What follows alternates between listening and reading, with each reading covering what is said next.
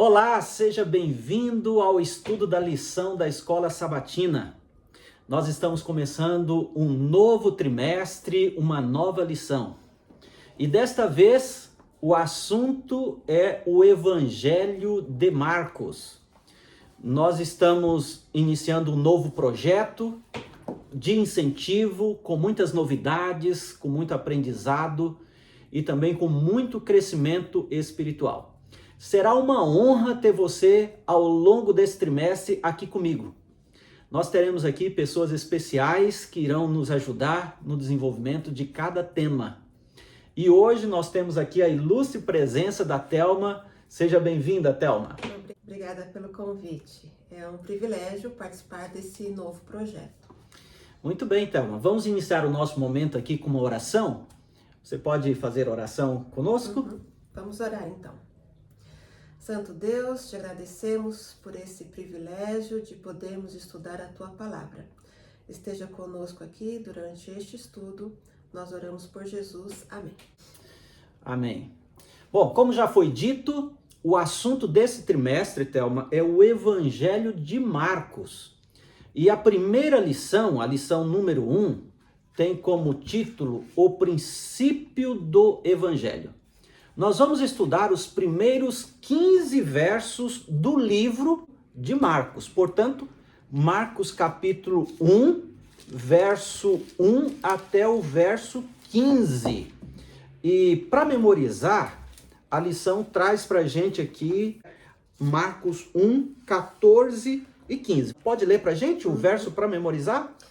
Depois de João ter sido preso, Jesus foi para a Galiléia pregando o Evangelho de Deus. Ele dizia: o tempo está cumprido e o reino de Deus está próximo. Arrependam-se e creiam no Evangelho. É interessante. Esse texto já me fez questionar o que é Evangelho. O que é isso? Nós vamos estudar o Evangelho de Marcos, mas temos também outros livros que são chamados de evangelhos, não temos?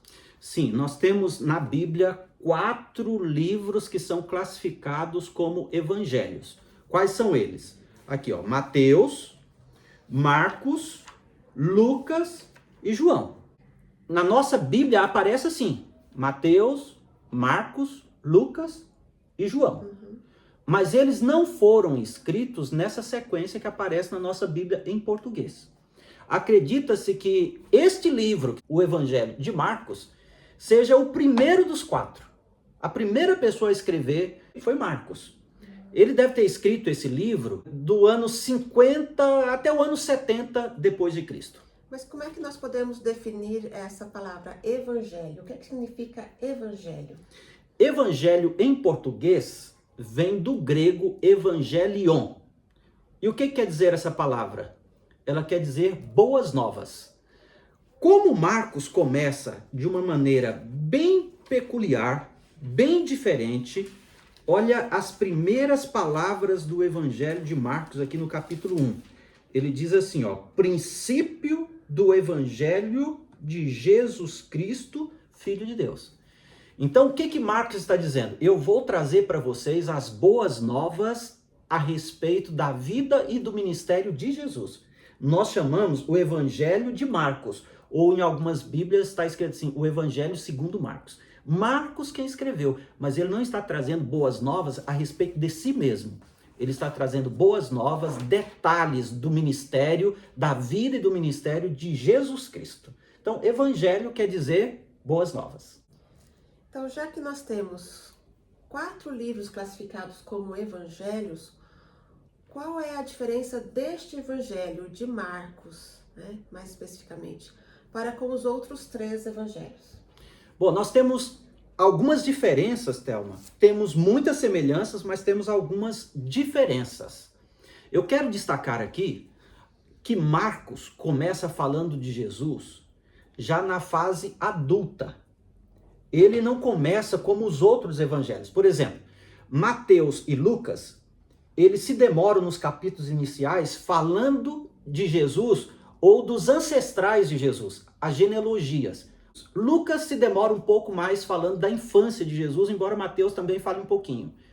João, a preocupação dele não é com os ancestrais humanos, mas a origem divina de Jesus para mostrar que Jesus é Deus.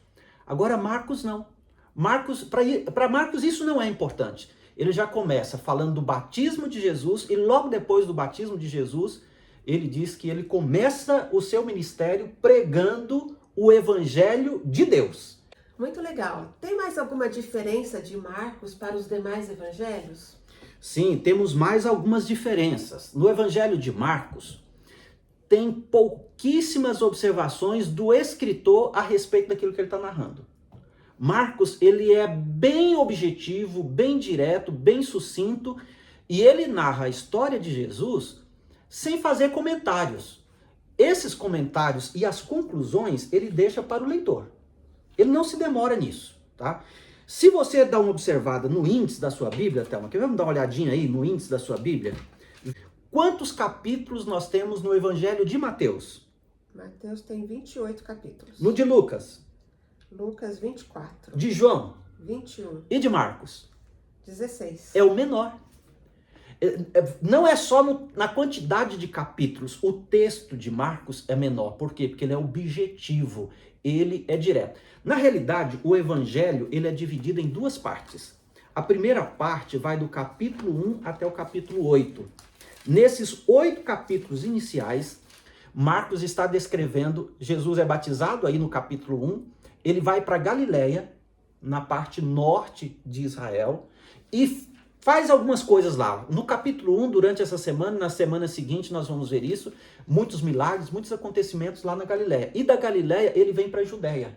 Em resumo, o livro fala da ida de Jesus da Galileia para a Judéia nos 8 primeiros capítulos do livro. Nos 8 capítulos restantes, do 9 até o 16, Marcos já descreve Jesus lá na Judéia, mais especificamente em Jerusalém, onde ele é crucificado.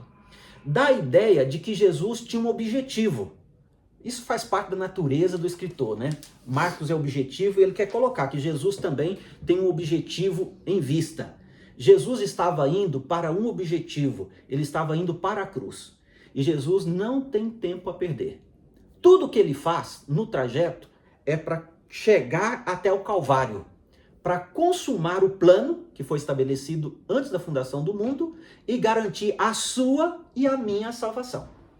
Então, Marcos é um evangelho em movimento. Marcos, ele não tem tempo a perder. Por isso que, muitas vezes, quando ele encerra uma narrativa e vai começar outra, ele diz assim, imediatamente Jesus saiu, imediatamente Jesus foi para algum lugar, porque Jesus tem um objetivo e ele tinha que concretizar, alcançar esse objetivo. Puxa, gostei. Creio que nós vamos aprender muito neste trimestre com o Evangelho de Marcos. Com certeza, que bom que você gostou e eu tenho a impressão de que todos nós vamos aprender bastante no estudo deste trimestre. Amanhã nós vamos continuar o nosso estudo e nós esperamos você.